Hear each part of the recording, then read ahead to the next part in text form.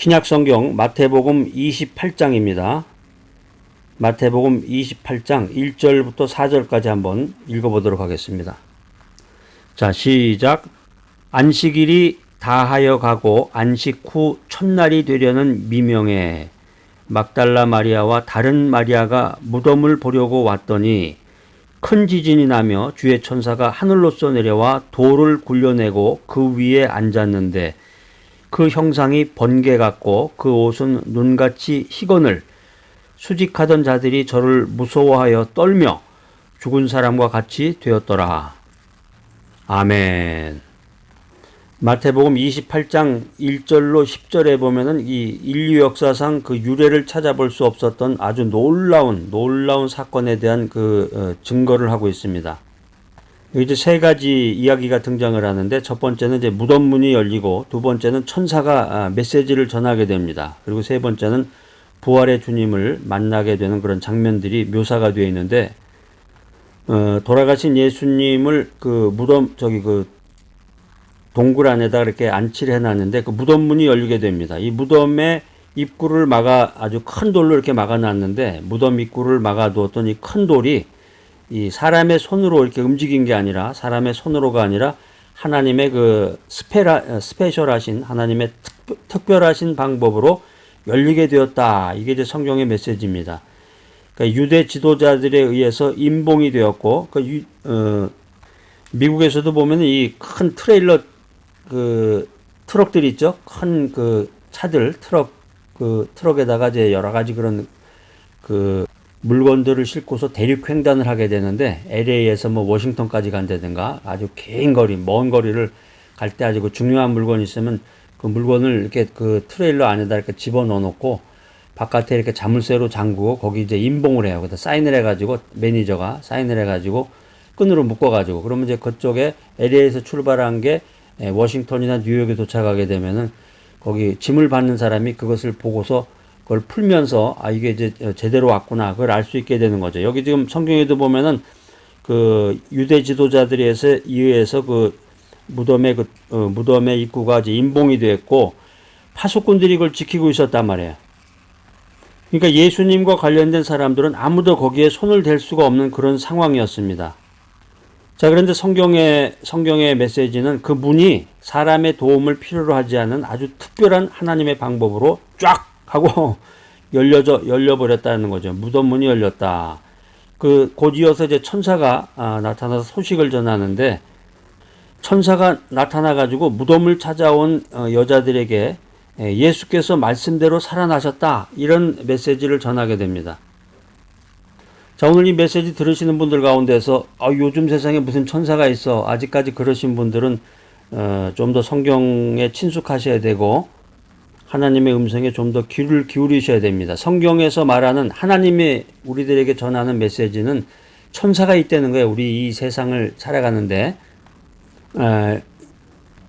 신학을 공부하다 보면 이제 조직 신학이라는 그런 부분이 있습니다. 구약이 있고 신약이 있고 조직 신학이 있고 교회사가 있고 전도학을 공부해야 되고 여러 가지를 공부해야 되는데, 가장 핵심적인 학문 중에 하나가 이제 조직 신학인데, 조직 신학에 보면 천사론이라는 부분이 있어요. 신론, 그리스도론, 인간론 이렇게 쭉 나가다가 이제 천사론이라는 부분이 있는데, 조직 신학의 천사론 부분을 보면은 천사는 분명히 존재하고, 이제 성경적인 근거에 의해서 성경 몇 장 몇 절 쭉 구약 신약 통해 가지고 이제 천사의 존재를 증명을 하고, 사람들이 이제 흔히 이야기하는 수호천사라는 말이 이제 유행하고 있죠. 세상에서 이제 수호천사라고 그래서 사람마다 사람을 지키는 천사가 있다, 이렇게 얘기를 하는데, 조직 신학에서 얘기하는 성서적인 천사론에 의하면 이제 사람을 1대1로 지키는 천사보다는 이제 하나의 지역, 하나님께서 설정하신 지역을 관장하는 천사가 있다고 하는 것입니다. 그러니까 여러분들도 어떤 인생의 위급함이나 위기를 당했을 때 항상 기도하라는 의미가 그런 의미예요. 기도를 할 때 천사가 나를 돕게 되고 하나님의 은혜가 임하는 것입니다. 무덤 문이 열리고 천사가 소식을 전한 이후에 부활의 주님을 만나게 됩니다. 오늘날 수많은 무신론자라든가 불가지론자라든가 불경건한 자들이 주님의 부활을 받아들이기를 거부함에도 불구하고 참으로 부활하신 주님께서는 능력의 하나님으로 무덤문을 여시고 무덤문을 활짝 여시고 주를 사모하고 사랑하는 사람들에게 자기 자신을 보여주셨습니다. 자, 여러분, 이 귀한 메시지 들으신 여러분들도 주님께서 살아계시고 역사하심을 믿으시죠? 할렐루야, 아멘. 예수님께서 죽으셨다가 3일 만에 부활하셨다. 이 사실을 믿지 못한다고 그러면은 올바른 신앙이라고 할 수가 없고 은혜 가운데 거할 수가 없고 영생을 받을 수가 없는 것입니다. 예수님의 부활을 믿는 여러분들이 되시기를 바랍니다. 부활이라는 게 이제 한마디로 정의를 말씀드리면 이제 죽은 자가 새로운 생명을 얻어서 다시 살아나는 것을 부활이라고 그러는데 우리가 믿음 생활을 한다고 하는데 교회 열심히 다니고 할렐루야 믿음 가운데 생활하지만 이 부활 신앙이 있어야 된단 말이에요. 부활 신앙이 있어야 된다. 우리가 부활 신앙을 갖고 예수 그리스도의 십자가를 사랑해야 되는 이유가 십자가 안에 하나님의 능력이 있기 때문이다. 십자가 안에 하나님의 능력이 있기 때문이다 라고 하는 것입니다. 고린도전서 1장 18절입니다. 자, 한번 읽어보겠습니다. 십자가의 도가 멸망하는 자들에게는 미련한 것이요 구원을 얻는 우리에게는 하나님의 능력이라. 우리가 우리 주변에서 전도를 하고 복음을 전할 때 사람들의 그 태도를 보면은 예수 믿기를 거부하는 사람도 있고 어떤 사람은 친구나 그 지인의 초청에 의해서 이제 교회에 와서 부흥회 같은 데 참석하면서 막 눈물도 흘리고 막 은혜 받았다 그러고 정말 거듭나서 그다음부터 이제 교회 다니면서 예수님을 알고자 하고 성경을 읽는 그런 사람도 있고 너무 다양하죠. 그 말씀이 여기 고린도전서 1장 18절에 있는 말씀이에요. 십자가의 도가 멸망하는 자들에게는 미련한 것이요. 아무리 그 메시지를 전하고 복음을 전하고 하나님의 사랑을 전하고 그리스도의 은혜를 전해도 성령이 함께하지 아니하고 멸망당하는 자들은 그 메시지가 미련한 것처럼 보이는 거예요. 그렇지만 성령 안에서 그리스도의 사랑을 믿는 사람들에게는 그 음성이 하나님의 능력이로구나. 이게 정말 나에게 주는 구원의 밧줄이로구나 하고 꽉 그것을 붙잡게 됩니다. 하나님의 능력을 받아라. 하나님의 능력을 갖고 인생을 살아라. 여기 이제 능력이라는 게 한마디로 얘기하라 하면은 이제 다이나마이트예요. 다이나마이트. 여러분 다이나마이트라고 알죠? 예전에 보면 그 공사장 같은 데에서 뭐 큰 바위 같은 걸 폭파시키려고 거기다 다이나마이트 설치한다고 그러는데 능력이라고 하는 것은 한마디로 다이나마이트와 같은 위력을 말합니다. 이 다이나마이트는 때로는 파괴력으로도 쓰이고 때로는 건설하는 데 사용되기도 하는데 이 능력에 의해서 죄인된 우리가 변화가 되어서 하나님의 능력을 받게 된다. 이게 성경의 메시지입니다. 하나님의 능력은 죄인을 의인으로 만들어서 멸망할 영혼이 살아나게 하고 옛사람이 새사람으로 바뀌어지게 합니다. 하나님의 능력은 지옥 갈 영혼을 하나님 나라로 가도록 바꿔놓으시고 자기만을 위해서 살던 이기적인 사람이 십자가 밑에 나아가서 은혜를 받고 이웃을 사랑하며 살도록 바꿔놓습니다.